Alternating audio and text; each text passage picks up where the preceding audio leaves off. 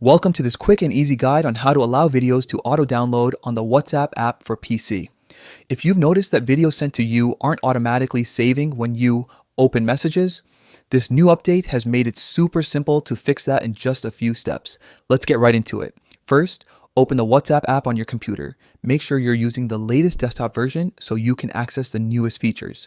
Once the app is open, look at the left sidebar. This is where all the main menu options are located. Now, click on Settings. You'll find this option near the bottom of the sidebar, right next to your profile picture or name. Once you open the Settings menu, you'll see several categories to personalize your WhatsApp experience. The one we need for this change is Chats.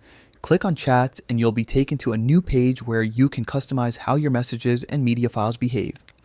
Inside this section, look for Media Auto Download. This is the key setting that controls whether images, audio, and videos are automatically saved when received. Once you're inside the Media Auto Download section, you'll see several checkboxes for different media types like photos, audio, documents, and videos. To enable automatic downloading for videos, simply check the box next to Videos. After checking the box, your changes will be saved automatically. That means the next time someone sends you a video, it will download by itself without you needing to click anything. This update is especially handy if you regularly receive work clips, family videos, or other shared content and want to access them instantly. And that's it.